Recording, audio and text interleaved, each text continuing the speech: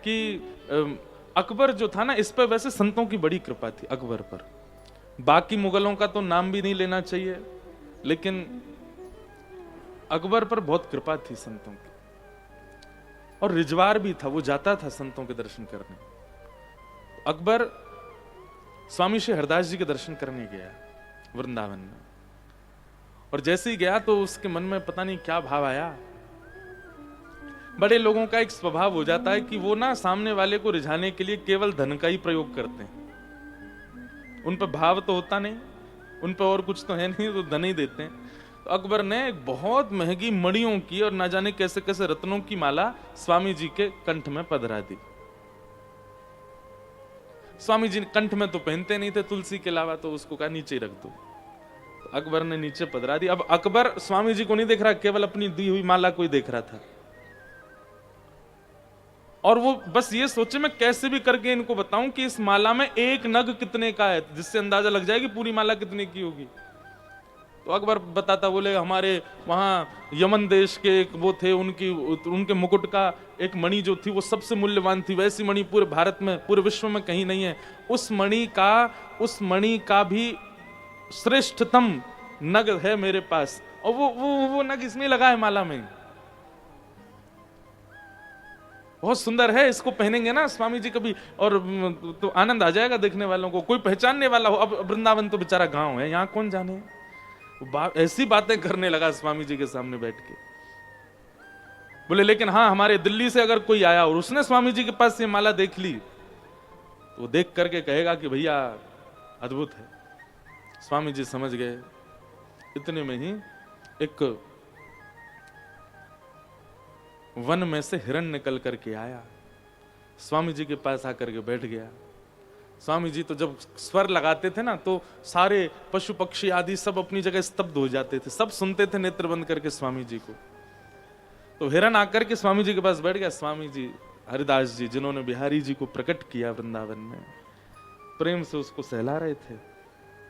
पता नहीं क्या आया, वो चरणों में जो मणि की माला अकबर ने पहनाई, वो उठा के उस हिरण के गले में पहना दी। और यहां गले में पहनाई ही थी, अकबर देख रहा था, उसका हृदय निकला निकला जा रहा था। बोले आगरा खरीद लिया जाएगा, इतनी महंगी है ये, और ये देखो हिरण को पहना रहे। इतने में ही जाने क्या हिरणों के झुंड की आवाज आई, और वो माला पहनाते ही हिरण उठ के दौड़ करके भागा और सीधा जंगल में प्रवेश कर गया। अकबर तानसेन को बोलने लगा, जी क्या हो गया, तुमको पता है कितनी महंगी माला थी, और वो उसको जानवर को पहना दी, पहन के भाग गया भीतर। अरे नहीं पहनी थी, मुझे ही वापस कर देते, अपनी किसी बेगम को पहना देता। स्वामी जी थोड़ी देर सुनते, ए सुन इधर आ, क्या बात है, बहुत देर हो गई तुझे सुनना हूं मैं, अब तू कभी मणि की बात करता है, कभी एक बात करता है, माला चाहिए तुझे तेरी वापस। अब बेचारा ना भी बोल रहा, पर मन से कह रहा दे ही दो, जानवर को पहनाने से अच्छा। तो स्वामी जी ने एक राग गाया, और जैसे ही उस राग की ध्वनि प्रकट हुई, असंख्य हिरण निकल करके जंगल से आए, और सबके गले में एक सी माला, वही मणियों की माला। और अकबर से बोले, तुझे कसम है अपनी वाली लेके जाइयो, जो तैने पहनाई थी वही लेके जा, निकाल कौन से हिरण के गले में। अकबर समझ गया, भैया ये कोई फकीर नहीं है, ये कोई ऐसी राह चलते कोई जादूगर नहीं है, कोई चमत्कारी महापुरुष नहीं है, ये साक्षात प्रिया प्रियतम को लाड़ लड़ाने वाली हमारी श्री ललिता जी के अवतार स्वामी श्री हरदास जी महाराज। कान पकड़ लिए, बोले क्षमा करते हैं भगवान, अब नहीं ऐसी बात होगी।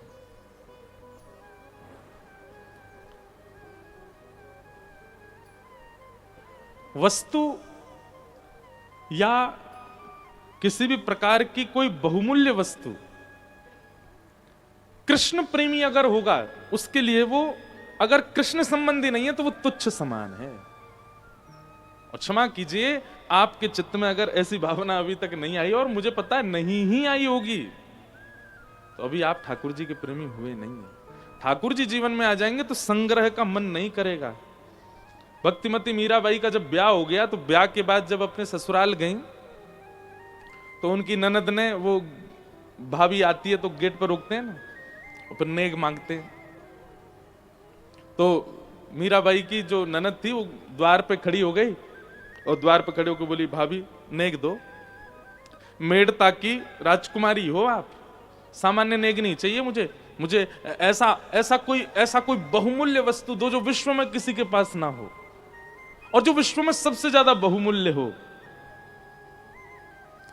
मीराबाई तुरंत अपना एक झोला सा था उसको निकाली और उसमें से तुलसी की माला निकाल कर बोली, लो पहनो, इससे ज्यादा बहुमूल्य कुछ नहीं। उनकी ननद बोली, तुम मेड़ता की राजकुमारी और मेवाड़ की राजकुमारी को ये लकड़ी की माला पहना रही हो, दूर फेंको इसको।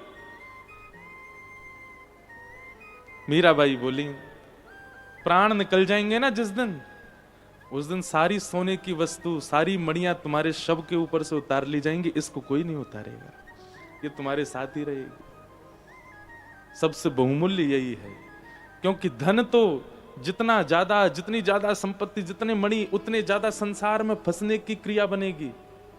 और भैया रत्न, स्वर्ण, चांदी आदि जो भी बहुव्यंजन हैं, बहु रत्न हैं, इन सबको जल में डाल दो, सब डूब जाते हैं, पर तुलसी जी को डालो, नहीं डूबेंगी। इस बात का प्रमाण है कि संसार रूपी भवाटवी में यदि बचना है तो एक लकड़ी का सहारा तो जीवन में हो, उसके सहारे भवसागर पार हो जाओगे, और वो तुलसी। ऐसी स्थितियां बनने लगेंगी, ठाकुर जी जीवन में आ गए तो आपका संग्रह का मन नहीं होगा। तो नंद बाबा लुटा रहे हैं, और केवल नंद बाबा नहीं लुटा रहे हैं, जितने ब्रजवासी हैं वे सब भी अपनी अपनी अटारियों पर खड़े होकर के वे भी लुटा रहे हैं। भागवत जी वर्णन करती हैं कि सबके चित्त में ऐसा आनंद हुआ कि मानो जैसे हमारे ही लाला भयो है। ठाकुर जी जीवन में आएंगे तो संग्रह नहीं करोगे।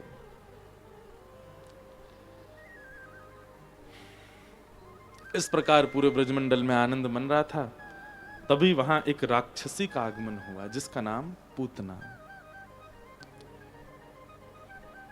भक्ति में सबसे पहली बाधा पूतना, भक्ति में सबसे पहली बाधा है पूतना। आप जब भक्ति के मार्ग पर चलना प्रारंभ करेंगे, ठाकुर जी की लीला कथा नाम जप के मार्ग पर जैसे ही बढ़ोगे, आपके जीवन में सबसे पहले पूतना आएगी। पूतना का स्वरूप क्या है?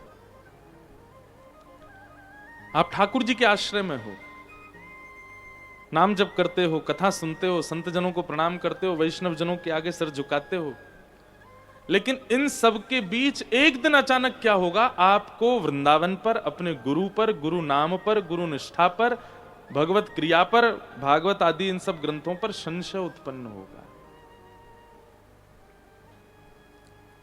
संशय उत्पन्न होगा।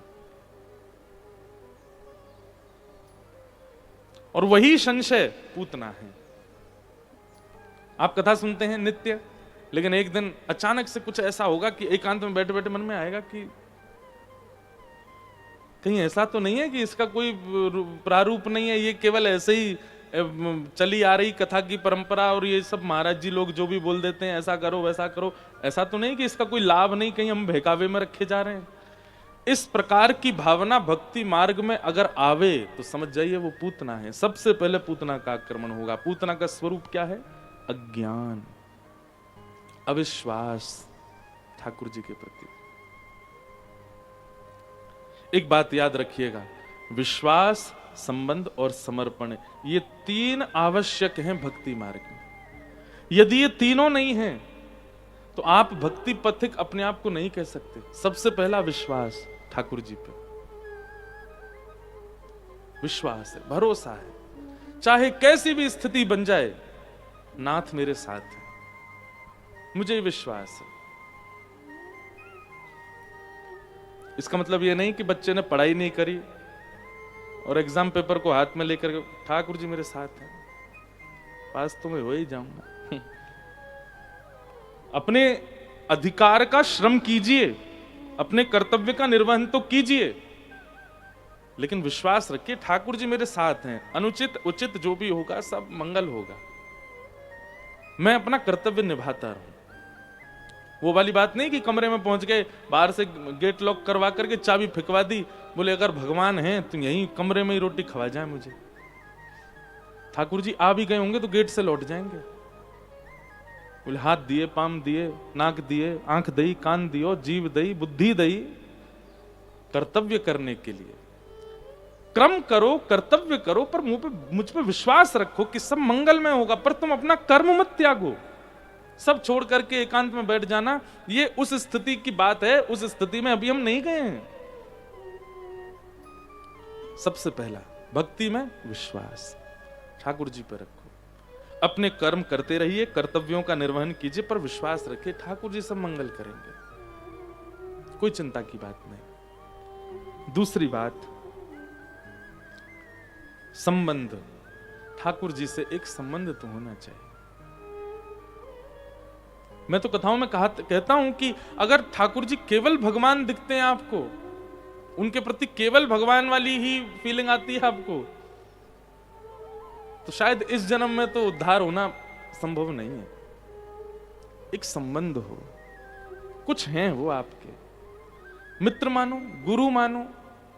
आप अपने अगर परिवार में शामिल नहीं करना चाहते तो मित्र मानो। ये तो दुर्भाग्य है कि परिवार में शामिल नहीं करना चाहते, लेकिन फिर भी परिवार वाली फीलिंग नहीं आ रही ठाकुर जी से, तो गुरु मान लो, मित्र मान लो, सखा मान लो।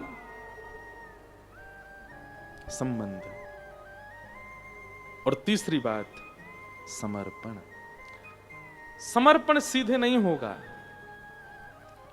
विश्वास होगा तभी संबंध संपन्न हो पाओगे, और संबंध जब संपन्न होगे तभी समर्पण हो पाएगा। इसलिए 3 धाराओं का विशेष ध्यान रखिए अगर आप वास्तव में भक्ति पथ के पथिक बनना चाहते हैं तो। विश्वास, और उस विश्वास को जो डगमगाता है, उस विश्वास को जो विचलित करता है, उसी का नाम है पूतना।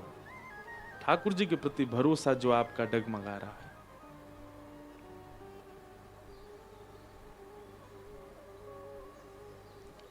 पूतना को पता चला कि हमारे महाराज कंस का शत्रु 84 कोस में कहीं जन्म लिया है, तो उसने अपना रूप बदला। थी तो राक्षसी, पर परम सुंदरी का रूप धारण किया। सुंदर वस्त्र पहने, आंखों में काजल वाजल लगा के बढ़िया बिल्कुल तैयार सुंदर बन करके, और पूतना 84 कोस में जितने बालकों ने पिछले 5 दिन में जन्म लिए हैं सबके घर जाती है, और बालकों को गोद में खिलाने की भावना से अपने वक्ष के समीप ले जाकर के धीमे से अपना पयोधर मुख में दे देती है। उसके पयोधर में कालकूट विष लगा हुआ है। बालक जैसे ही उस पयोधर का पान करते हैं, थोड़ी देर में उनकी मृत्यु हो जाती है, चुपचाप सुला करके वहां से चली जाती है। इस प्रकार पूरे ब्रजमंडल में बालकों का वध करती हुई पूतना पहुंची गोकुल। जैसे ही गोकुल पहुंची, सब वाक्य रूप पे मोहित होने लगे। जितने ग्वाला नाच रहे, सबन ने जैसी पूतना देखी, सबन के मन में महाराज लड्डू फूटन लगे। अपनी मैया ने जा जाके कहने लगे, मैया हमारो ब्याह करा दे। मैया बोली, कौन ते करेगा? वो आ रही क्या, वही ते करा दे, देख कितनी सुंदर लग रही है। कोई उसके रूप पे मोहित हो गया। अब विवाहित लोग उससे विवाह करने की इच्छा प्रकट करने लगे। कोई उसके वस्त्र पर मोहित हो गया, कोई उसकी वाणी पर मोहित हो गया। सब उसके प्रति आकर्षित होने लगे, जो कि आकर्षण उचित नहीं था। उसका एक भी चीज वास्तविक नहीं थी, सब बनावटी है। रूप भी बनावटी, चाल भी बनावटी, बोली भी बनावटी, वस्त्र भी बनावटी, पर सब उस पर आकर्षित होने लगे। नंदोत्सव मना रहे थे, नंद घना आनंद भयो, लेकिन जैसे ही पूतना निकली, जहां जहां से निकल के जाती है, सब भूल जाते हैं कि हम क्या उत्सव कर रहे हैं, सब उसी को देखने लग जाते हैं। यही है अविद्या। आप कथा सुन रहे हैं, आप भजन कर रहे हैं, आप अपने ठाकुर जी की सेवा कर रहे हैं, आप अपने गुरुदेव के प्रवचन सुन रहे हैं, आप किसी भी प्रकार का धार्मिक क्रिया कर रहे हैं और उसमें खूब मन लगा करके कर रहे हैं, लेकिन अचानक किसी संसारी क्रिया के कारण आपका ध्यान वहां से हटके उसकी ओर चला गया, वही पूतना है। इसलिए कभी कभी मैं कहता हूं कि पूतना के प्रति आकर्षित भी नहीं होना और दूसरों के लिए स्वयं भी पूतना मत बनना। कोई भजन में लगा है, कोई कथा में लगा है, कोई धार्मिक अनुष्ठान में लगा है, तो थोड़ा इंतजार कर लीजिए कि वो हो जाए निवृत्त, तो उसके बाद जाएं, कहीं हम पूतना नहीं बन जाएं। इसका ध्यान पूरा हमारी ओर केंद्रित हो जाएगा। पूतना ने सबको अपनी ओर आकर्षित कर लिया, सब पूतना को देखने लगे। जैसे ही पूतना ने नंद भवन में प्रवेश किया, यशोदा मैया के मन में भाव आयो, अरे विधाता तू भी बड़ा निष्ठुर है। बता लाला मेरो तेने अब भेजो, बहू इतने साल पहले भेज दी, अब इन दोनों उनको मेल कैसे हुए को। अरे विधाता तेने ने मुंह पे दया और कर दी होती, मेरो लाला आज भयो 2-4 दिन बाद बहू भी ये अभी जन्म लेती, यही तो ब्याह कराती अपने लाला को। कैसी सुंदर बहू। ये मानवीय स्वभाव है बंधुओं। हमें अच्छा सच बताइएगा, विश्वास हो जाता है ना उस व्यक्ति पर जो देखने में अच्छा लग रहा हो, जिसके वस्त्र आदि उचित हों, जिसकी बोली चाली थोड़ी एटिकेट हो, उसके उठने बैठने में सब चीजों में थोड़ा डिसेंट है, थोड़ा अपना जो है माहौल बना के चलता है, ऐसे व्यक्ति पर हमें बहुत जल्दी भरोसा हो जाता है। और जो सहज है, सरल है, कहीं भी बिल्कुल नॉर्मल सी स्थिति में रहता है, कोई ज्यादा बनावटी नहीं है, ऐसे व्यक्ति को हम ज्यादा समीप भी नहीं आने देते हम अपने। ये हमारा स्वभाव बन चुका है। और मैं ऐसा मानता हूं कि मानवों का स्वभाव ऐसा है कि वो ऐसे लोगों को स्वीकार करते हैं, इसीलिए लोगों के मन में आता है कि हम ऐसे ही बने, क्योंकि ऐसे नहीं बनेंगे तो लोग हमको स्वीकार नहीं करेंगे। पर एक बात बताएं, अगर आपके चित्त में इच्छा होगी कि समाज मुझे स्वीकार करे तो आप बनावटी बनोगे, लेकिन इच्छा होगी कि श्री राधा रमन स्वीकार करें तो बनावटी का एक लक्षण भी आपके चित्त में नहीं हो, जैसे हो वैसे ही रहोगे। और रही बात, मैं हर बार पूतना के प्रसंग में कहता हूं, मेरा कभी भी श्रृंगार को लेकर के कोई आक्षेप नहीं है। आप खूब सजो धजो बढ़िया पहनो, हृदय वो उसमें बनावटी जब आ जाती है ना, लोग फिर अच्छे नहीं लगते। बंगला में कहते हैं अति भक्ति चोरे लक्षण। जो ज्यादा ही अजी अजी, अरे महाराज जी बैठो बेटा, आप तो यूं, आप तो यूं, आप तो यूं, समझ जाओ चोर है इसके भीतर। अति से ज्यादा बोल रहा है, इतना तो है ही नहीं, उसको भी पता होता है, खुद को भी उसको पता है कि मैं कितना हूं, और कोई उससे भी बड़ा चढ़ा करके बोल रहा है, समझ जाओ इसमें चोर है। पूतना बैठी है बगल में, उससे बचिए। तो ना तो पूतना के आकर्षण में जाइए और ना ही किसी और के लिए पूतना बनिए। बहुत सावधानी से सुनो। दूसरी बात, जब आप एक नियम बना लेंगे ना कि प्रतिदिन आप सत्संग सुनते हैं, प्रतिदिन एक कथा को आप समय देते हैं, आप किसी को भी सुनते हैं, आप मलुकपीठ महाराज जी को सुनो, आप प्रेमानंद महाराज जी को सुनो, आप कृपालु महाराज जी को सुनो, आप किसी भी एक सद व्यक्ति को अगर सुनते हैं नित्य, हम आपको एक बात स्पष्ट कह रहे हैं, ठाकुर जी जब मिलने होंगे मिल जाएंगे, पर आपको दृष्टि, श्रवण और बोली, इन 3 चीजों में परिवर्तन दिखेगा। सबसे पहले तो आपकी दृष्टि बदलेगी। दृष्टि में पहला बदलाव क्या आएगा कि जो पहले सब में ही अवगुण देखती थी, अब वो गुण देखती है। अब वो सब में, एक अत्यंत अभागे व्यक्ति में भी गुण का दर्शन कर लेती। आपसे किसी व्यक्ति की 100 लोगों ने बुराई करी, अरे वो तो ऐसा है, वो तो ऐसा है, वो तो ऐसा है, लेकिन आप नित्य सत्संग करते हो, जब वो व्यक्ति आपके सामने आएगा तो आपके मन में पता क्या आएगा, अरे यार मुझसे इतनी बुराई करी पर इतना भी बुरा नहीं है तो इसमें ये गुण है। ये गुण देखने की स्थिति हो। कई लोग पता कैसे होते, कान के कच्चे, उनसे 4 लोग बुराई कर जाते हैं कि वो तो ऐसे ऐसे ऐसे हैं, तो वो जितना उन लोगों ने बताया उससे भी ज्यादा सोच लेते हैं। ये गैर सत्संगी का लक्षण है। सत्संगी कैसा होता है? एक वाल्मीकि रामायण का प्रसंग सुनाते हैं। प्रभु श्री राम जब लंका जा रहे थे तो विभीषण शरण में आ गया, और विभीषण जब शरण में आया तो भगवान ने एक मीटिंग बैठाई अंदर, और सारे बानरों को बुला करके बोले, आप लोग बताइए, जामवंत जी, हनुमान जी, सुग्रीव आदि, आप सब लोग बताइए क्या करना चाहिए। विभीषण आया है, शत्रु का भाई आया है शरण में। तो बाकी सब लोग तो शांत रहे, बोले नाथ हम आपको आज्ञा करेंगे कि आप क्या करो। तो भगवान ने कहा, सुग्रीव तुम वानर राज हो, तुम बताओ क्या करें।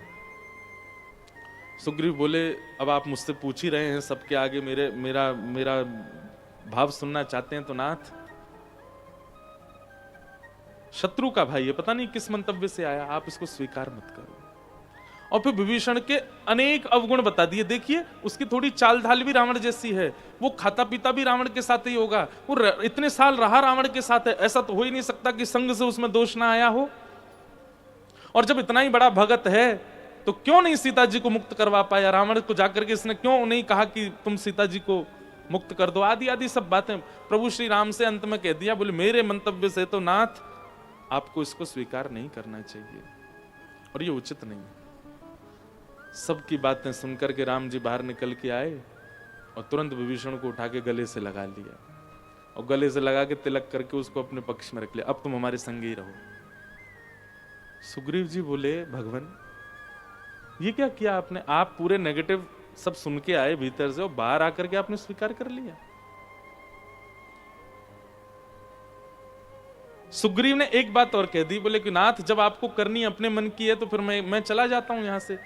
या तो आप मुझसे पूछते नहीं, और मुझसे पूछा था तो मेरी बात का मान तो रखते। राम जी बोले तुम हमको सिखाओगे?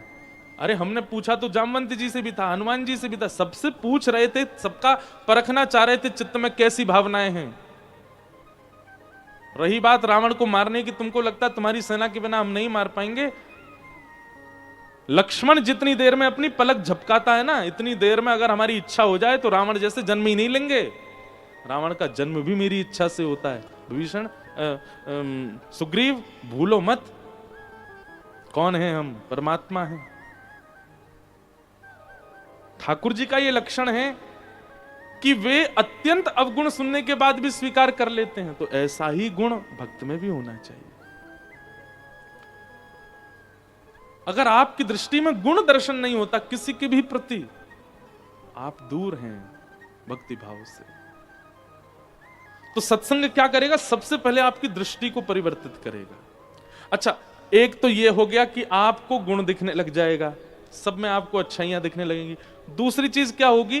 किसका संग करना चाहिए और किसका संग नहीं करना चाहिए, यह वैसे तो यहां सब मन वाले ही बैठे हैं, फिर भी बेमनसी करके देख लीजिए। 1 महीना पूर्ण होते ही आप अगले दिन देखेंगे आपकी दृष्टि में परिवर्तन होगा, लोगों को देखने का नजरिया बदल जाएगा आपका। दूसरी बात श्रवण, दूसरा परिवर्तन होगा कानों में।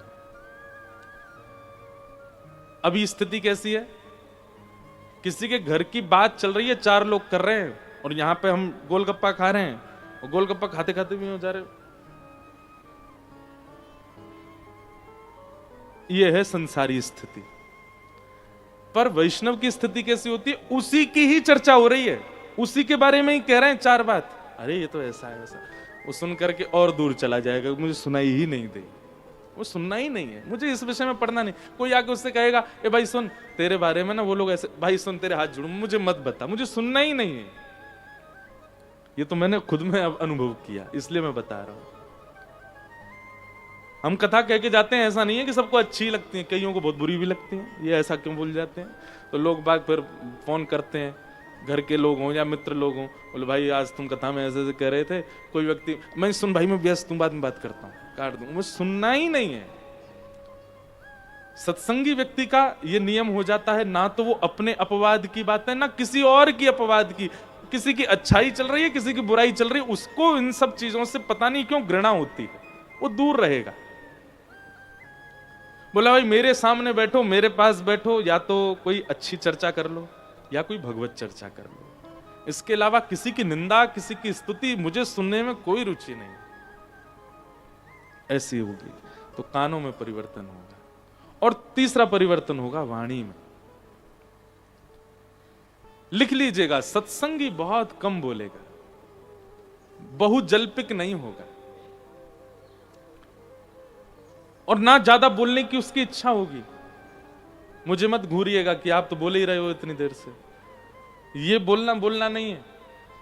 पर व्यवहार में जो आप सब चर्चा करते हैं, उस चर्चा में आप शांत ही रहोगे। ऐसा नहीं है कि आपका माइंड वहां नहीं है, आप होगे वहां, सबके बीच बैठो, घर के लोग कुछ बात कर रहे हैं, किसी के ब्याह की चर्चा, घर की कोई व्यवस्था की चर्चा, आप बैठोगे सब सुनोगे, अच्छा है, ठीक है, हाँ भाई तू, मैं क्या बोलूं, आप उसको पता है, वो एक बार कुछ कह भी देगा कि हाँ ठीक है ऐसा ऐसा आप करो। अगर कोई नहीं मानेगा तो जिद नहीं करेगा।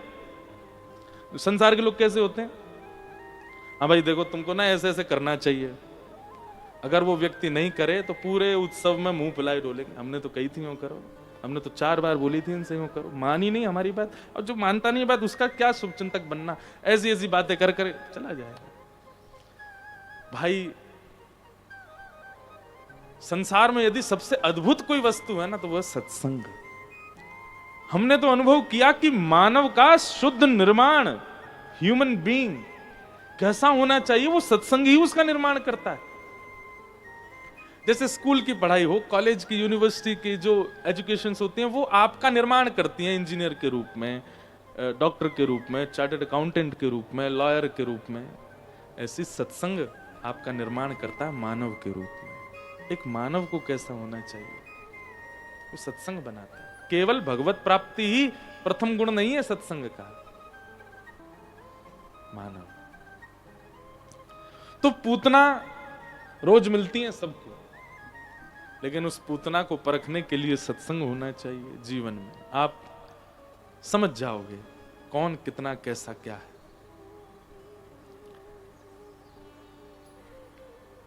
पूतना जैसी आई, यशोदा मैया उसको देखने लगी। यशोदा मैया तो बोली लाओ लाला दे दो। अरे बहन बड़ी दिना में देखियो, कहां ते आई हो, मैंने तो पहली बार देखी हो। बोली मेरो ब्याह भयो पास के गांव में। पूतना बोल रही है अच्छा ब्याह है गयो? हाँ। कोई बालक बच्चे हैं तुम्हारे? बोलना अभी तो ना है। देखो भैया लाला होए तो पूरी दुनिया में बुलाइयो, अगर तुम्हारी लाली होए तो मुझे बुलाइयो। पूतना बोली क्यों, लाली होए तो क्यों बुलाऊं, अब मेरो भी लाला ही है तो फिर आगे बात चलाएंगे। मतलब मैया तो यहां तक सोच बैठी है कि इतनी सुंदर है तो यहाँ की लाली भी सुंदर ही होगी। गोद में जो ठाकुर जी हैं यशोदा मैया के, उनकी आयु कितनी है? 6 दिन की। कितनी? 6 दिन के। कितना इतना सा बालक होता है? 6 दिन के ठाकुर जी हैं। मनी मन सोच रहे हैं मैया रुक जा, तेरी सास, मेरी सास को मुंह दिखाऊंगा अभी तो है, कैसी है ये, तू यहाँ की छोरी तो मेरा ब्याह करना चाह रही है।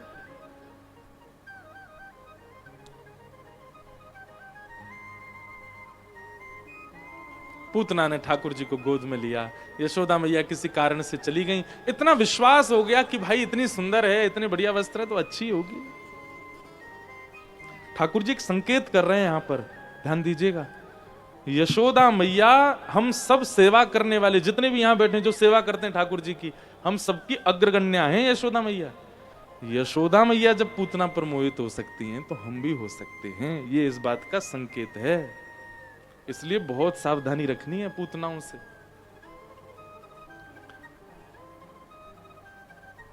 ठाकुर जी पधरा दिए और पधरा करके यशोदा मैया बाहर चली गई। पूतना ने जैसे ही अपना पयोदर भगवान के मुख में दिया, ठाकुर जी ने पहले उसके विष को पिया, दुग्ध को पिया, रस तत्वों को पिया, पुण्यों को पिया, पापों को पिया। प्राण शमम रोष समन्वितो पिबत काड़म कराभ्याम। ठाकुर जी ने जैसे ही भगवान प्रपद्यतत, जैसे ही गाड़ करके पूतना के प्राण पीने प्रारंभ किए, धीमे धीमे पूतना को पसीना आने लगा, घबराहट सी होने लगी। इतनी देर हो गई, ये बालक मरता क्यों नहीं है?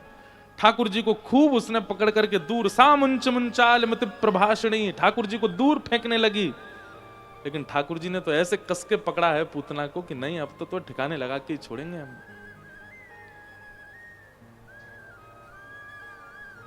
विशाल रूप हो गया, विकराल रूप हो गया, भयाभय हो गई पूतना।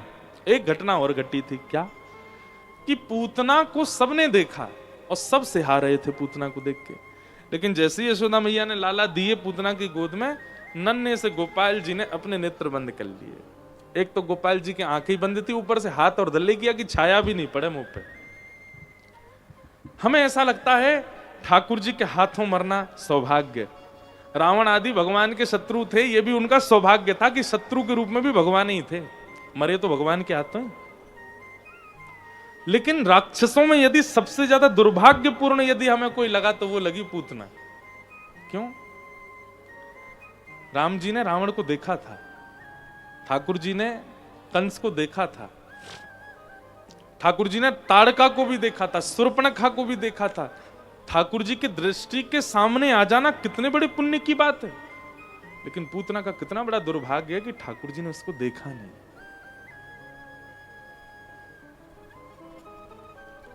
इसलिए आप समझ रहे हैं बात को। राक्षस मतलब काम की पराकाष्ठा, क्रोध की पराकाष्ठा, ईर्ष्या की पराकाष्ठा जिनमें है उनको राक्षस कहते हैं। पर पूतना राक्षसी तो है, काम क्रोध लोभ ईर्ष्या सबकी पराकाष्ठा तो है, पर इसमें एक अवगुण ऐसा है जिसके कारण ठाकुर जी इसको नहीं देख रहे हैं। और वो अवगुण क्या है? कृष्ण प्रेम में झूम रहे, आनंद कर रहे, ठाकुर जी का चिंतन कर रहे सब ब्रजवासियों को इसने अपनी ओर आकृष्ट किया, मतलब उनका भजन छुड़वाया। ठाकुर जी किसको नहीं देखते हैं? जो वैष्णवों के भक्ति में बाधा बनता है उसको दृष्टि से देखते नहीं। और दूसरा, जो अपनी वास्तविकता में नहीं रहता है ठाकुर जी उसको नहीं देखते हैं। जो रूप बदल करके रहे उसको देखते नहीं। इसलिए भैया ये दो चीजों पर बहुत विशेष ध्यान रखिएगा। एक तो वास्तविकता ठाकुर जी के सामने प्रस्तुत करो, और दूसरा अन्य यदि कोई भगवत भजन में है उसके भजन में बाधा कभी मत बने, नहीं तो ठाकुर जी आपको देखेंगे नहीं। एक पंढरपुर में एक भक्त थे, उनका नाम था चोखो मेला। क्या नाम था?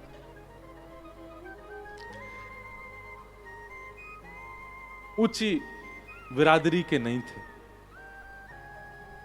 सामान्य सी बिरादरी के थे। प्राचीन भारत में पता नहीं किसने ये सब नियम बनाए,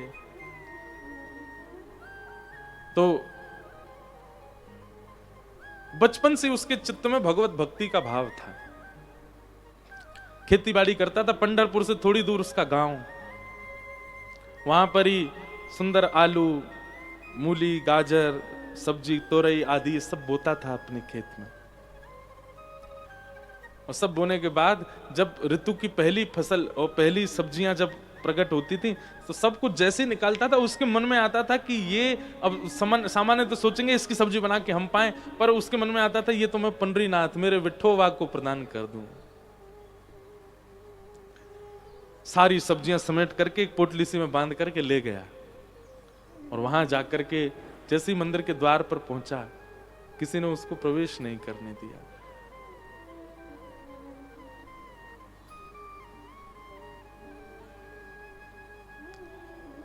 बाहरी किसी को पधरा दी सारी सब्जियां, उन्होंने भी भोग नहीं लगाया, बोले कि अरे इसके हाथ की सब्जी ठाकुर जी को जाएगी। ठाकुर जी को बड़ी पीड़ा हुई। अगले दिन फिर से उसने सुंदर व्यवस्था करी, और जब सब्जियां निकाली तो उनको लेकर के गया। किसी ने उसको बताया, बोले तुम्हारी सब्जियां ठाकुर जी को पधराई नहीं गई हैं। तो आज वो हठ पूर्वक मंदिर में प्रविष्ट हो गया, भीतर चला गया, ठाकुर जी के सन्मुख पधराने लगा। पुजारियों ने झुंड बना करके और कुछ लोगों ने उसको पकड़ करके खूब पीटा। अरे तू घुसा कैसे भीतर, तुझे अधिकार नहीं आने का। जैसी उस पर हाथ उठाया, पंडरीनाथ भगवान ने भीतर से अपनी किवाड़ बंद कर ली। पुजारियों ने देखा कि कोई भीतर है क्या, बोले कोई नहीं है भीतर। फिर मंदिर कैसे बंद हुआ? खूब प्रयास किए, ठाकुर जी ने मंदिर नहीं खोला।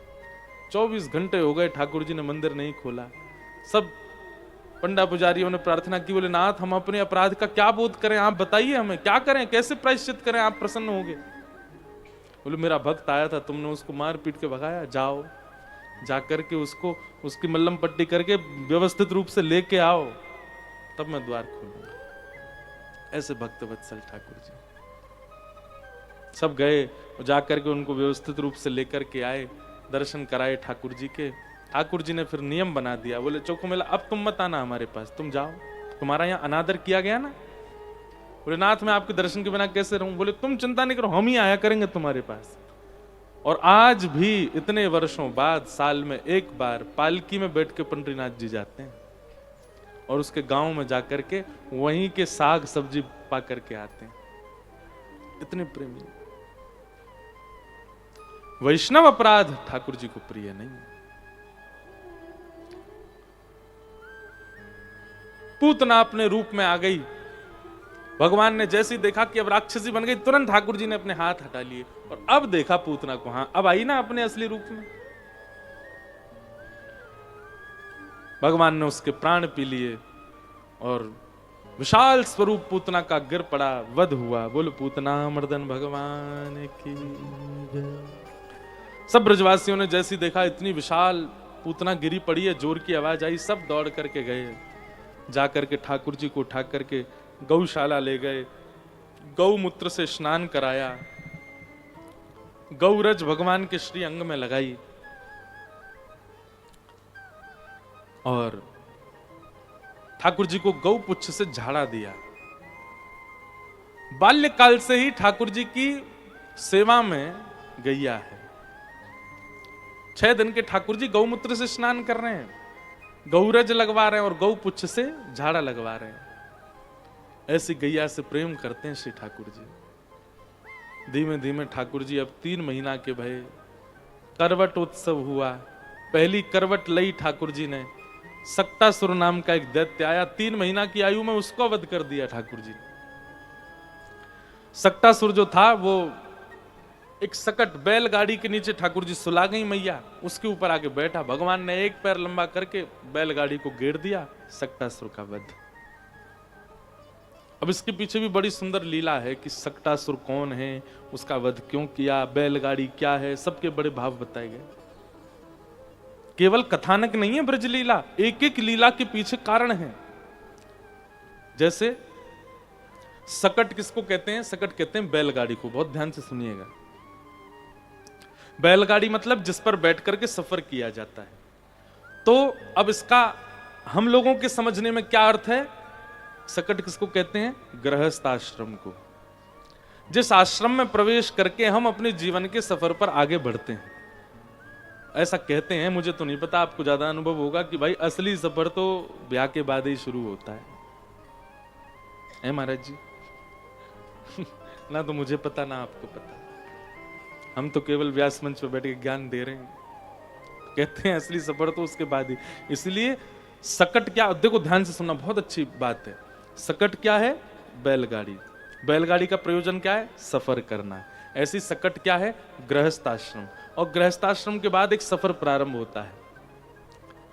गृहस्थाश्रम रूपी बैलगाड़ी पर सब बैठते हैं।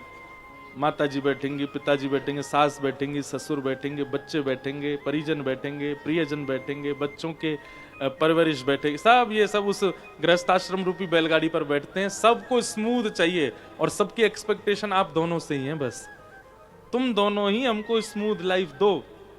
आपके माता पिता भी, आपके सास ससुर भी, आपके बच्चे भी, सबको आपसे ही उम्मीद है। पर बैलगाड़ी स्मूथ कैसे चलेगी? उसके 2 पहिए हैं, एक पति एक पत्नी। एक भी अगर ज्यादा बड़ा होगा तो बैलगाड़ी लड़खड़ाएगी। दोनों को समान होना चाहिए। एक दूसरे की बुद्धि से, एक दूसरे के व्यवहार से, एक दूसरे के स्वभाव से नहीं भी मेल खा रहे हो तो प्रयास करो कि मेल हो, एक दूसरे के सम रहो। समझ रहे हैं ना बात को? 2 चक्के हैं, दोनों समान होने चाहिए, तभी ऊपर बैठे हुए यात्रियों को अनुभव होगा कि हमारी यात्रा उचित है। अच्छा, पहिए भी बराबर है, यात्री भी बैठ गए, बैलगाड़ी भी खूब मजबूत है, खूब बढ़िया महाराज। कितने गुण मिलते हैं ब्याह के लिए? कितने? 36, अधिक से अधिक 36 मिल गए पूरे। मतलब बैलगाड़ी बिल्कुल बढ़िया है। सब लोग, माता पिता सोचते हैं अब तो हमारा जीवन बहुत बढ़िया है, ऐसी बहू आ रही है, 36 गुण मिले। सास ससुर कह रहे हैं हमारे होने वाले दामाद बहुत, सब बहुत प्रसन्न हैं। लेकिन बैलगाड़ी आगे कैसे बढ़े अगर 2 वृषभ ना हो? 2 नहीं, एक ही वृषभ हो। वृषभ का मतलब क्या है? धर्म। वृषभ के 4 पैर होते हैं बैल के। धर्म के 4 चरण कौन कौन से? सत्य, दान, दया और पवित्रता। ये धर्म के 4 चरण हैं। आपके पास सब कुछ है, दोनों के एक दूसरे से मेल भी बढ़िया हो गए, गुण भी सारे मिल गए, सब घर के लोग राजी हो गए, सब बहुत व्यवस्थित हो गया, लेकिन धर्म रूपी वृषभ आगे नहीं है। यानी कि सत्य, दान, दया और पवित्रता, ये 4 चरण वाला वृषभ यदि नहीं है तो बैलगाड़ी खड़ी रहेगी, चढ़ेगी नहीं आगे। सत्य का आश्रय, दान का आश्रय, दया का आश्रय और पवित्रता का आश्रय। और ये भी इन चारों का आश्रय एक ही पहिया करे, एक ना करे तो भी बैलगाड़ी नहीं बढ़ेगी आगे, दोनों को करना पड़ेगा।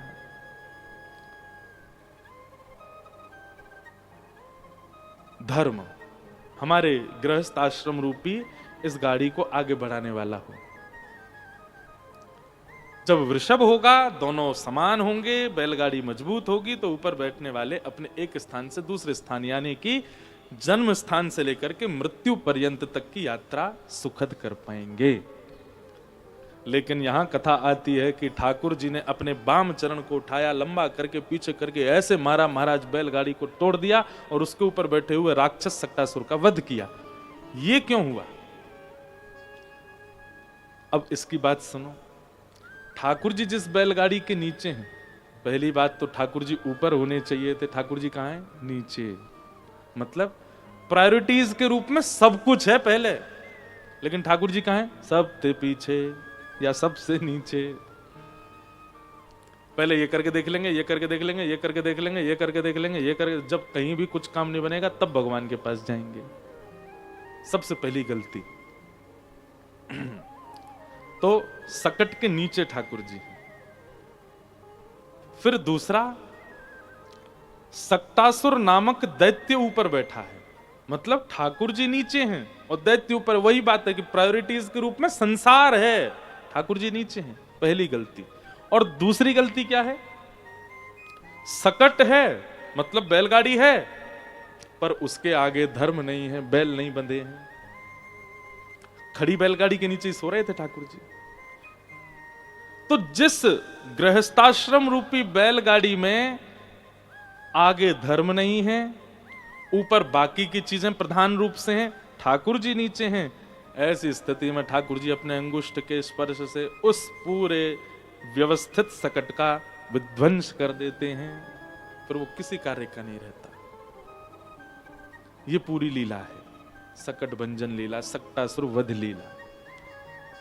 इसलिए गृहस्थाश्रमियों को 2-3 काम यहां बहुत विशेष रूप से करने हैं, और वो क्या है? सबसे पहला, विवाह होते ही एक दूसरे से मन मिलाना है। ये तो होगा ही नहीं कि दोनों एक जैसे ही होंगे, और होने भी नहीं चाहिए, विपरीत ही होने चाहिए। पर अगर उसमें कोई कमी है तो आप पूरक बनो, आप में कोई कमी तो वो पूरक बने, तभी आपकी बैलगाड़ी चलेगी।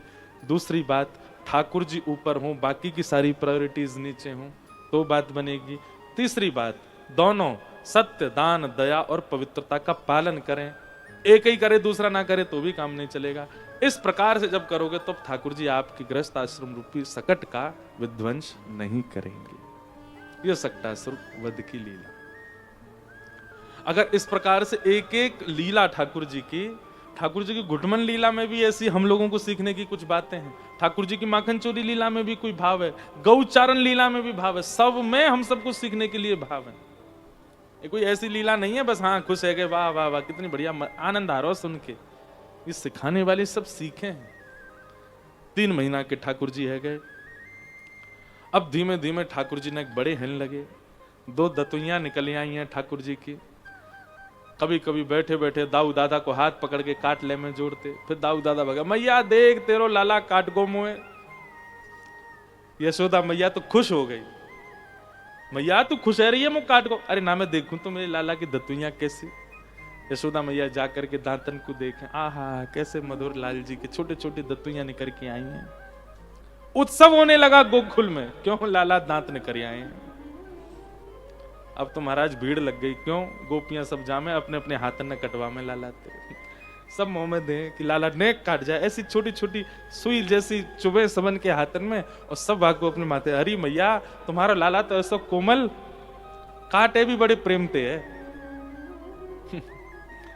ऐसी ऐसी लीलाएं हैं, कभी कभी याद आ जाती हैं भाव।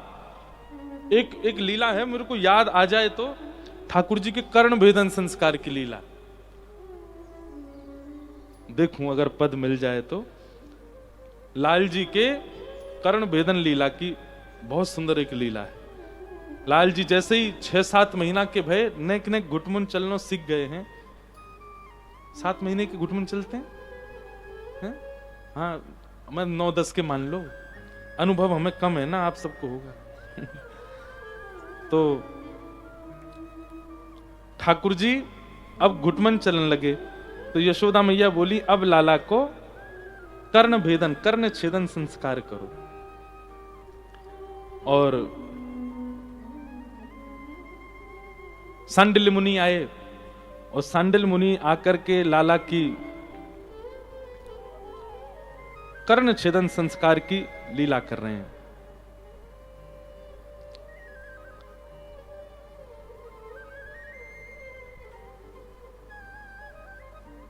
नहीं मिलेगा। थोड़ी सी लीला मुझे याद है, वही सुना देते हैं।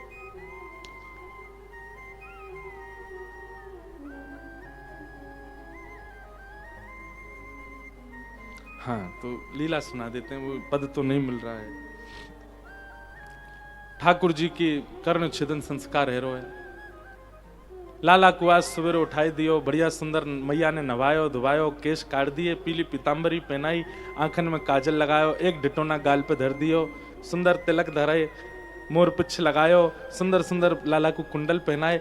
अभी कुंडल ऊपर धारण ना करें, सो मैया ने ऐसे कुंडल बनवाए हैं, वो गोल यूं आ जामे लाल जी के, तो ये ऐसे मोड़ के मैया ऐसे चूड़ी जैसे कुंडल है यूं धरा दें, तो ठाकुर जी के यहाँ 2 मोती से लटकते रहें, ऐसे ठाकुर जी के कुंडल धराए, कौंधनी पहनाई।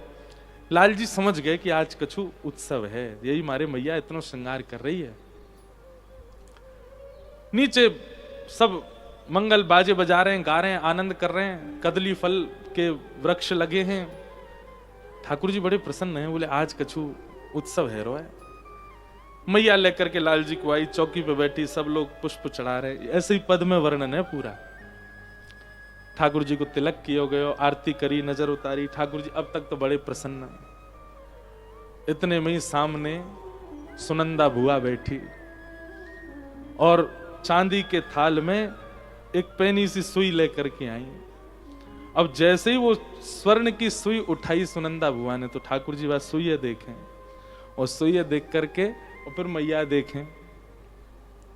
मैया लाला के नेत्र बंद कर रही है, कहीं लाला डरे नहीं, और ठाकुर जी बार बार मैया को हाथ खींचे, फिर सुइया देखें, फिर मैया देखे, बोले जम का होएगो, ये तो धोखो दियो जा रहा हो हमें। अब मैया सबंते कह रही है, बोले लाला डर रहा है या नचाओ, कोई लाला को ताल सुनावे, कोई लाला को गा के बतावे, कोई लाला के आगे फिरकनी घुमावे। ठाकुर जी थोड़ी देर तो बाद देखा, फिर भैया देखे सुई है, बोले सुई का ही कुधरी है यहाँ। इतने में ही यशोदा मैया ने इशारे में कि वो झटपट कर दो, ये ऐसे ना करन देगो। लेकिन सुनंदा के भी हाथ कांप रहे हैं, ऐसे कोमल ठाकुर जी, इनके करने छेदन करूं कैसे। सुई हाथ में लेकर के, और जैसे ही लाला को कान पकड़ो, सुई ठाकुर जी समझ गए, बोले ओहो, इस सबरे नंद बाबा वगैरह सबन के कानन में कुंडल है, ऐसी मेरे पधरामेंगे काट के। सुई ठाकुर जी गुटमुन दौड़न लगे, यशोदा मैया की गोद से निकल के दौड़े, और कहां गए, बोले पास ही एक पलंग धरो, बाकी भीतर जाके बैठ गए। और नीचे तो ही सब बुला रहे हैं, यहां तक कोई आवे तो पलंग को चले जाएं, पलंग ते इतकू चले जाएं। और ठाकुर जी ऐसे घबरा रहे हैं, ऊपर से सब देवता देख रहे हैं, बोले अरे ब्रजवासियों तुम्हारे हाथ जोड़े, ये परमात्मा है, कहीं इनको ज्यादा भय लग गया तो नूतन प्रलय हो जाएगा। यशोदा मैया ने अपनी साड़ी खोची, बोले आज लाला को करना ही है, या पकड़ो दारी के। यशोदा मैया के हाथ में पाम आ गए, ठाकुर जी सोई खींच के बाहर निकाले और खींच करके गोद में लिए, और मेरो लाला मेरो लाला। ठाकुर जी रो में चिल्ला में चीखें, और इतने में ही सुनंदा जैसे तैसे गई, ठाकुर जी को कर्ण पकड़ करके जैसे ही सुई पधराई, लाल जी जोर से चिल्लाए, चीख रहे हैं, रो रहे हैं, और तभी एक सुंदर हीरा को कुंडल ठाकुर जी के कानन में पधरा दियो। धीमे धीमे ठाकुर जी शांत है गए। नंद बाबा गौशाला में घुमा के लाए, गैयान के बीच में खेले, बीच बीच में कान पकड़ के रो में, सब वर्णन कियो पद में, और ठाकुर जी को कर्ण भेदन संस्कार भयो। अब लाल जी के कानन में छोटे छोटे हीरा के सुंदर सुंदर कुंडल विराज रहे हैं। ज्यों ज्यों लाला बड़े हैं रहे, त्यों त्यों रूप माधुरी ऐसी ठाकुर जी की सबके चित्त में बस रही है। अब तो केवल ब्रजवासियों को एक ही काम है, देखे बिन कान्हा जब मन नाही माना, इन आंखों से आज हमने ब्रह्म पहचाना है। कृष्ण चरण कमलों में मन को लगाना, इन गोपियों का ताना ये उल्हाना तो बहाना है। सब गोपियां नए नए बहाने लेकर के आमे, अरे मैया हमारे घर पे दूध खत्म है, कोने दूध दे दो। दूध लेवे के बहाने आमे ढूंढे कौन है, कहाँ है नंद नंदन, कहाँ है श्याम सुंदर।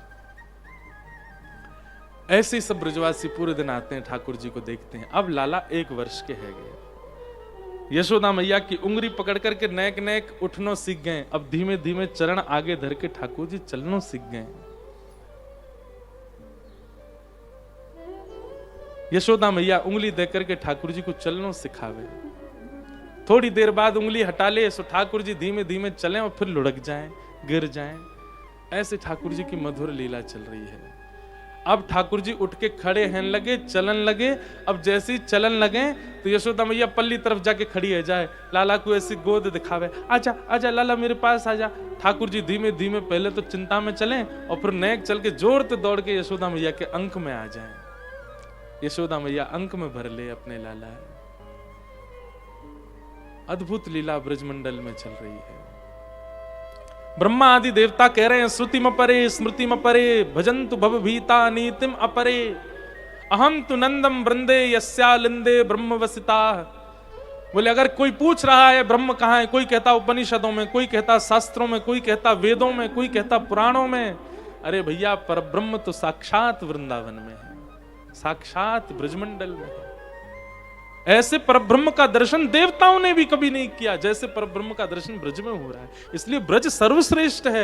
यहां ठाकुर जी ने वो लीलाएं की हैं जो देवताओं की सोच से भी परे।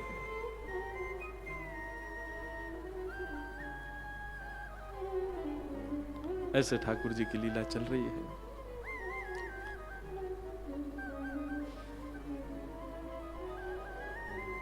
छोटे से लाल जी अब 1 वर्ष के है गए। गर्गाचार्य जी ने आकर के नामकरण संस्कार किए। बड़े लाला को नाम बलराम रखो और छोटे लाला को नाम कृष्ण रखो। बहुनि संति नामानि रूपाणि च सुतस्य ते गुण कर्मानुरूपाणि तान्यहं वेदनु जना। गर्गाचार्य जी बोले मैया आपके लाला को नाम में कृष्ण धर रहा हूं क्योंकि ये कृष्ण वर्ण को है, पर यही नाम नहीं रहेगा तुम्हारे लाला को। जैसे जैसे लीला गुण या की प्रकट होंगे वैसे वैसे अनेक नाम लाला के रहते जाएंगे। ठाकुर जी को नाम कृष्ण रखोगे। धीमे धीमे ठाकुर जी अपने को और बड़े है गए। अब ऊधम मचाने लगे हैं, पूरे घर में चौकड़ी मार के डोले। नंद भवन से बाहर जाए करके खूब सारो ऊधम मचा में। सब ठाकुर जी की लीला चल रही है। तुम्हें कहा लगे कि लाल जी आएंगे तो ही भोग लगेगा? यहाँ लाल जी बैठे ही हैं पहले थे। लगाओ रे मधुमंगल श्री दामा लगाओ। तो ऐसी ठाकुर जी की लीला, बैठ जाओ भैया सब, कुर्सी खाली पड़ी है इन पे बैठ जाओ।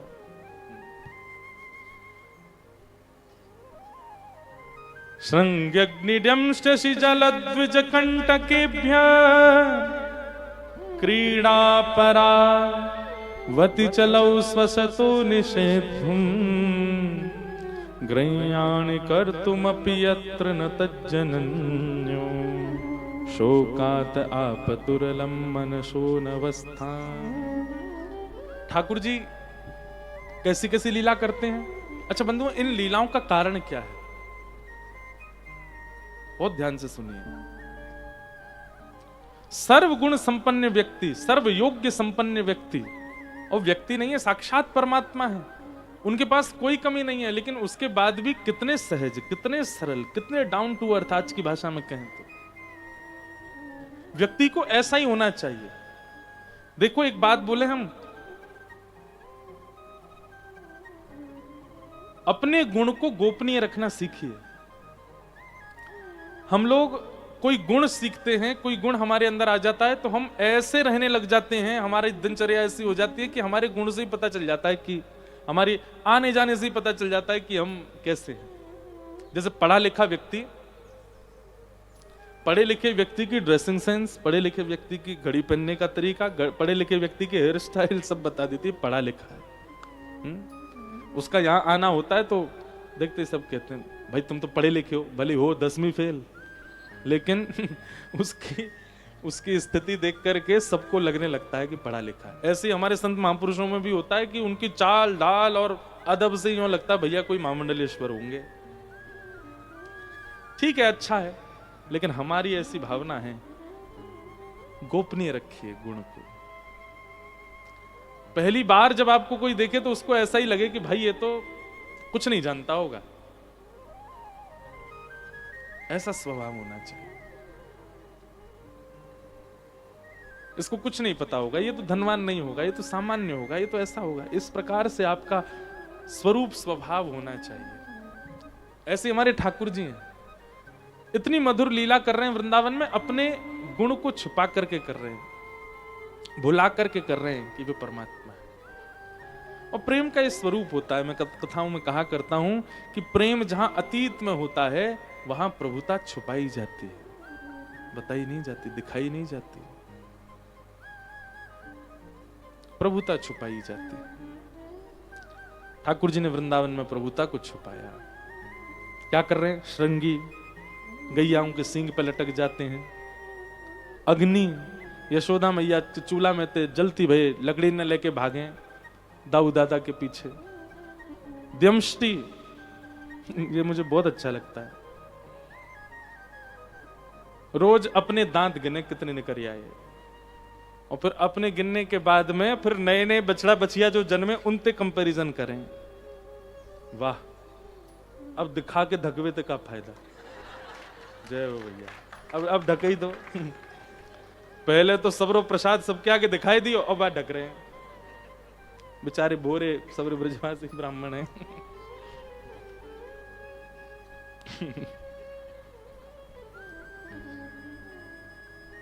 इसी को कहते प्रभुता छुपाना। जो है सहज है, सरल है। तो हम क्या बता रहे थे? हाँ, तो रोज अपने दांत गिने बाबा, और वाक के बाद फिर जामेंगे जो नए नए बछड़ा बछिया भयकाएं उनके गिन के आमे, और फिर रो में नंद बाबा के लाला काय रो रो। बोले बाबा मुझे तो ऐसा लगे कि मैं जब पेट में हतो ना तब मैया ने अच्छे से खान पान नहीं कियो। देख इतने दिन है गए अभी तक मेरे दांत ही नहीं निकल रहे, और जे गैया देख भूसा चरे भूसा खावे, और देख या के बालक जन्म लेते ही कछु दिना में दांत निकल या में सबरे। मेरो ब्याह हो जाएगा और मैं तो अपनी बहू भूसा ही खवाए करूंगा ताकि मेरे बालकन के जन्म लेते ही दांत आ जाए। नंद बाबा के लाला कैसी बात बनावे। श्रृंग अग्नि डमष्टि, जल में कूद जाते हैं, नहाने के लिए जाते हैं। यशोदा मैया नंद बाबा ते के लाला है जमुना तट पे घुमावे ले जाओ, रोज रो में ठाकुर जी में घूम में जानो लेके चलो, डोल में जाऊंगो। तो नंद बाबा जब शाम को आ जाते हैं गौशाला से, तब लाला की उंगली पकड़ के लेके जामे, और ठाकुर जी जमुना तट पर डोले। यशोदा मैया के लाला अगर तू गीलो है के आयो और अगर तेने स्नान कियो तो फिर देखियो तेरे मैं काल करूंगी। नहीं मैया मैं नहीं नहाऊंगो। और जैसे ही जमुना जी दिखन लगे सोई बाबा के पाम पकड़े लाला, बाबा एक डुबकी लगाऊंगा बस। ना लाला देख मैया मारेगी तो मारेगी, मुँह मारेगी संग में ना, जे काम ना कर। बाबा तू मेरो बाबा ना है, मैं तेरो लाला ना हूं बाबा, एक डुबकी लगा दे बाबा। अच्छा ठीक है, एक काम कर, मैं स्वा भी लाया हूं तो जल्दी नहा ले और फिर तो पहुंच के ले चलूंगा। हाँ बाबा ठीक है। तुरंत जमुना जल में स्नान कर लेते हैं और खूब जोर जोर से नहामे, और फिर मन में सोचें बोले यशोदा मैया मैं जानू, मैं जैसे ही लौट के जाऊंगा मेरे एक एक बार छू के देखेगी, और एक बार गिरो निकल आयो तो मुझे बहुत डांटेगी। अकेलो डांट क्यों खाऊं, अब ना तो लिया ही हूं। सो ठाकुर जी ऐसा नाटक करें, अरे बाबा मैं डूब रहा हूं, बाबा मैं डूब रहा हूं, बचाइयो। नंद बाबा एक पाम लाला ले हाथ दे। जैसे ही बाबा हाथ दें सो ही ठाकुर जी उनकी बगलबंदी खींच के बाबा हुए घेर दें। बाबा पूरे गिरे जाए, अरे लाला ये कहा करे तू। सो ही ठाकुर जी निकल के बाहर आ जाए और चौकड़ी मार के भागे नंद भवन को। लाला लाला रुक जा, कहां जा रहा हो, कहां बात है। ठाकुर जी पहले ही पहुंच जाए और यशोदा मैया ते जाके कहें मैया तेरी सौं खा के कहूं बाबा ने जबरदस्ती गिर दियो मैं जमुना जी में, देख खुद तो गिरो मुंह में लेके गिर पड़ो। नंद बाबा आके के यशोदा तेने का खायो जब जे गर्भ में हो, जे इतनो झूठ बोले इतनो उद्यमी है छोरा या कि मैं कहा बताऊं। जल श्रृंग्यग्निडम शशि जल द्विज कंटकेभ्य। नंद भवन के आसपास गोकुल में जितने भी ब्राह्मण रहते हैं सबके संग ठाकुर जी खूब लीला करते हैं। द्विज कंटकेभ्य, ऐसी ठाकुर जी की लीला चल रही है ब्रज में। लेकिन किसी भी ब्रजवासी को ठाकुर जी की सब लीला में सुख मिलता है। एक दिन ठाकुर जी को पता चली कि भैया ब्रजवासी सबरे अब गौरस निकालें, दूध घी दही सब इकट्ठो करें, सब हर घर में 1,000 गैया है। गोकुल नामी गोकुल है, जहां हर घर में 1,000 गैया है, उसका नाम है गोकुल। लेकिन सब ग्वाला ऐसे पतरे दुबरे पतर पूछ रहा से। ठाकुर जी बोले, अरे तुम कछु खाओ पियो ना हो, तुम देखो मैं कैसो गदमदरा से, तुम सबरे ऐसे पतरे पतरे डोलो। सब ठाकुर जी के सखा बेचारे सब कहें, लाला तू तो राजा के यहाँ जन्मो है, तो तेरे काजे कोई कर थोड़ा ही है, हम पे तो कंस ने कर लगा रखो है, टैक्स। कर आज के नहीं है, कब से चले आ रहे हैं बताओ। ठाकुर जी बोले, काय बात को कर? बोले, अरे भैया यह 84 कोस ब्रज की राजधानी है ना मथुरा, तो वहां के राजा कंस ने हम पे कर लगा रखो, जितनो भी दूध घी दही होएगो वहां को 1-1 मटकी ही हम घर पे रख सकें, बाकी सब मथुरा भेजनो पड़े। और मथुरा ते फिर वो कछु दाम दे और उनको 4 गुना दामन में कंस बेके। उस समय का सबसे बड़ा व्यापार था दूध घी दही आदि का। तो कंस क्या करता है, भोले भाले ब्रजवासियों के यहाँ गैया ये चराओ, तुम पालन करो पोषण करो, और जितनो दूध घी दही होगा सब मथुरा धर के जाओ। उसकी बहुत छोटी सी रकम देता है और उन दूध घी दहियों को आगे मथुरा में, इंद्रप्रस्थ में, हस्तिनापुर में, आसपास के क्षेत्रों में दुगने दाम में कंस बिकता है, खूब धन कमाता है। ठाकुर जी को जब ये बात पता चली कि बोले कंस ने पूरे ब्रजवासीन के गौरस छीन रखे, बोले अभी तो मेरी इतनी आयु नहीं कि या कर को मैं क्षमा करवा दूं, पर अभी से प्रयास करूंगा तो बड़े जाके कर पाऊंगा, तो अभी कहा करूं। ठाकुर जी ने कही, अरे एक बात बताओ, घर में दूध घी दही बचेगो तभी तो कर दोगे, घर में बचेगो ही नहीं तो कर कहा दोगे? बोले मतलब? बोले अगर चोर चोरी कर ले जाए, घर से मक्खन ले जाए, दही ले जाए, दूध ले जाए, और तुम्हारे घर की सबरी मटकी चोरी है जाए, तो फिर तो लाला फिर कहा करेंगे? बाकी सैनिक काम है देखवे के काजे घर पे, अगर घर में मटकी ना मिलेंगी कह देंगे चोरी है गई, तो फिर क्षमा कर देंगे, और का भाई जब घर में है ही ना तो कैसे कर दें? ठाकुर जी बोले यही काम होएगा, अब ब्रजमंडल में चोरी होएगी और सब घरन ते मक्खन चुराए जाएंगे और घर के ही सदस्य चुराएंगे। ठाकुर जी ने पूरी योजना बताई, बाल गोपाल चौर प्रचार प्रसार मंडल, अरे चल मथुरा में रजिस्टर करवाया है, आज तो ये संस्था बनेगी यहाँ पे, और हम सबरे ग्वाला वाला, हम सबन को एक ही काम है, घर घर जानो, वाते मक्खन चुराए के, दही चुराए के, दूध चुराए के खानो, और जो ये पतरे पतरे से डोलने का, इन सबन को अपनी संस्था में शामिल करो, सबन को दूध घी दही खवाएंगे, चुरा चुरा के हम खाएंगे, कोई को पता थोड़ी चलेगी हमने चुरायो। ग्वाला बोले, लाला तू जो कहेगो सो करेंगे, चोरी ना करेंगे। चोरी क्यों ना करोगे? लाला देख हमारो एक ही कर्तव्य है कि हम नेक बड़े है जाए तो हमारो ब्याह है जाए, और चोरी करेंगे तो हमारो ब्याह ना होएगो। ठाकुर जी बोले, ऐसे पतरे से बने रहोगे तो ब्याह ना होएगो, नेक शरीर तो बनाना पड़ेगा, कौन अपनी बेटी ब्याहेगो तुमते? सब ब्रजवासी बोले, ना लाला चोरी ना करेंगे। ठाकुर जी बोले, तो फिर ठीक है, तुम सबरे अपनी लीला अलग करो, मैं और दाऊ दादा अलग खेलेंगे, हम ऐसे पतरे इनके संग ना खेलेंगे। जो लोग बहुत ज्यादा पतले हैं उनको चिंता होनी चाहिए, ठाकुर जी खेलते गदमदराओं के संग ही हैं। तो नेक नेक खानो पीनो शुरू करो। भाई देखो ठाकुर जी को स्वभाव कैसा है, कौवे धक्का मार देंगे, कौवे घेर देंगे, अभी प्रसाद ही घेर दियो, ये स्वभाव है ठाकुर जी को। और सामने बारे में जाने ही ना होएगी तो ठाकुर जी को कहेंगे, अरे यार नेक उंगली छू दई तो कहीं मरमरा नहीं जाए, तो नेक ऐसे तो बनो कि ठाकुर जी खेल सके आपके संग, ज्यादा मत बनो, हाँ पर ठीक ठाक तो रहो, खाए पिए करो बढ़िया। सब ग्वाला बोले, लाला तो दूर ना रहेंगे, तू जो कहेगा सो करेंगे। और महाराज ठाकुर जी ने चोरी करना प्रारंभ किया, पूरे ब्रजमंडल की नाक में दम है कि कोई के यहाँ आधी रात में करिया में, कोई के यहाँ दोपहरी में करिया में, कोई के यहाँ कैसे करिया में, कोई सब विविध विविध प्रकार की ठाकुर जी की चोरी बताई गई है। एक गोपी ने यो कह दी कि मेरे घर ते करके दिखाए तो मैं मानूं, बाकी यहाँ चोरी तो करी करी, इतनो माखन बच गयो तो पूरे घर में ले पिया है। जैसी बाने फर्श पे पाम धरो, चीकनो मक्खन पैर ते लगो, धड़ाम ते गिरी सिर फूट गो, हाथ पाम सबरे एक है गए।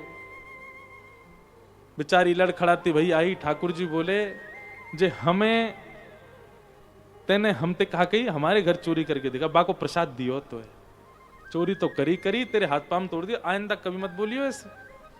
और जा घर ते चोरी ना कर पावे, जैसे कोई चतुर गोपी अगर इतनी व्यवस्था कर दे कि ठाकुर जी आ ही नहीं सके वहां के घर, ऐसी गोपीन के यहां ठाकुर जी कोयला लेके जाएं और बाहर जाकर के सुंदर कछु दृश्य, कछु भूतरा सो हवा सो बनाया मैं।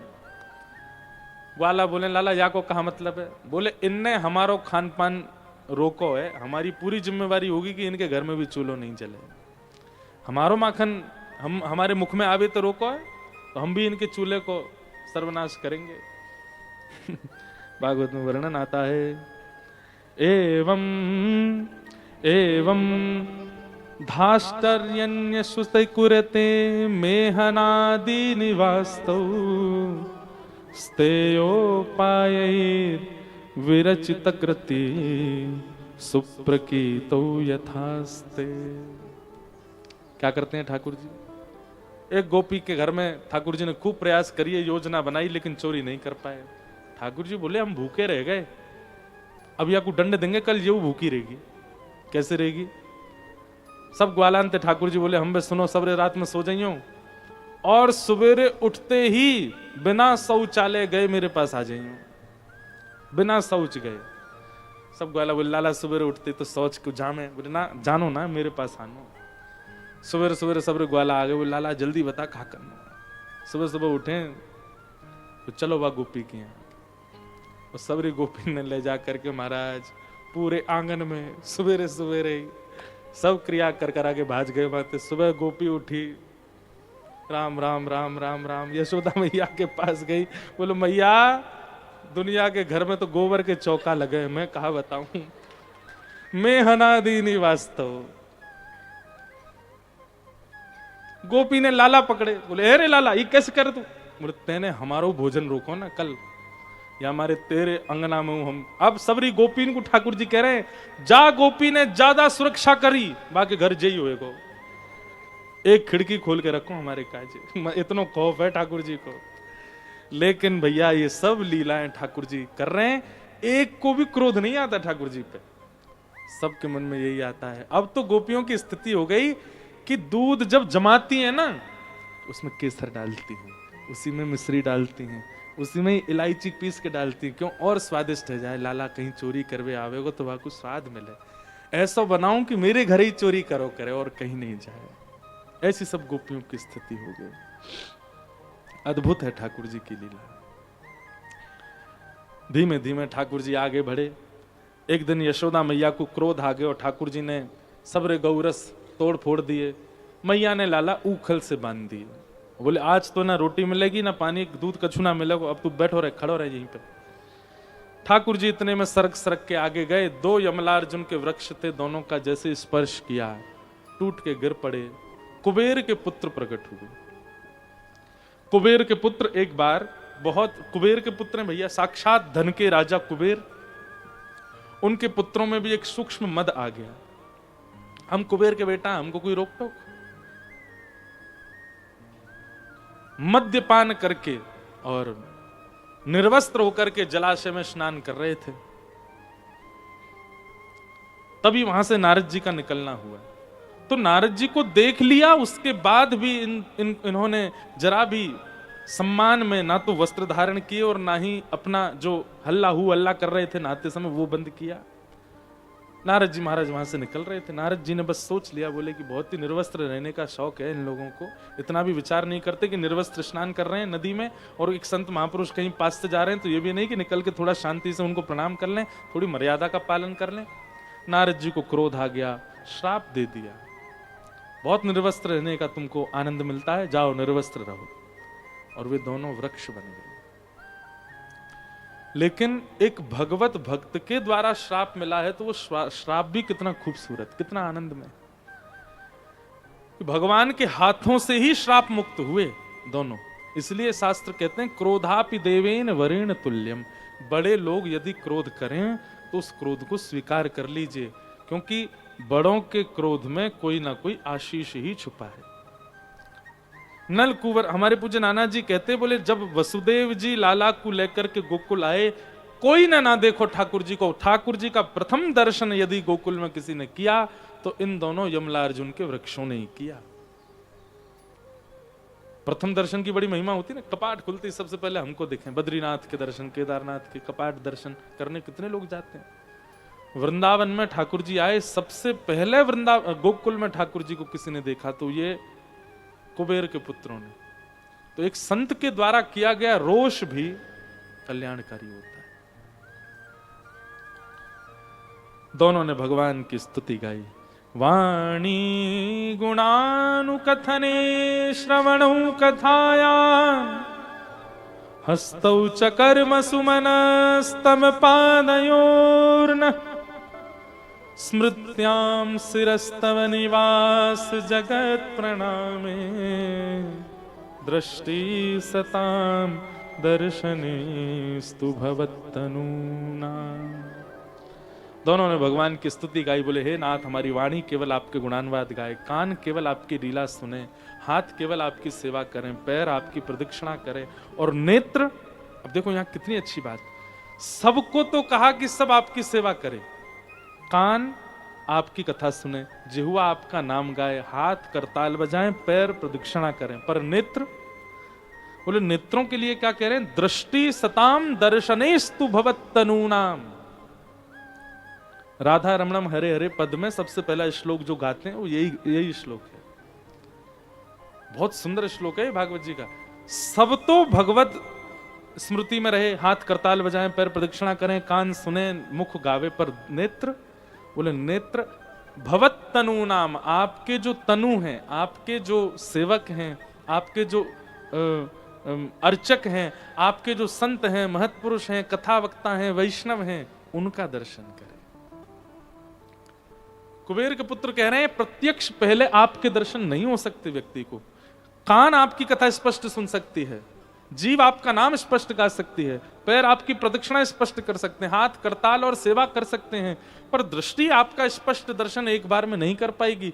इस दृष्टि से पहले खूब संतों के दर्शन करो, खूब वैष्णवों के दर्शन करो, खूब तीर्थों के दर्शन करो, ठाकुर जी के जो तनु हैं उनके खूब दर्शन करो, इतने दर्शन कर लो नेत्रों से कि खूब मात्रा में नेत्रों में केवल वैष्णव विराज जाएं। जब अनेक मात्रा में वैष्णव विराज जाएंगे, उन अनेक वैष्णवों के मंथन से ही एक दिन इन नेत्रों को श्री कृष्ण के दर्शन होंगे। ये बात कह रहे हैं कौन? कुबेर के पुत्र। दृष्टि सताम दर्शनेस्तु भवत्तनूनाम।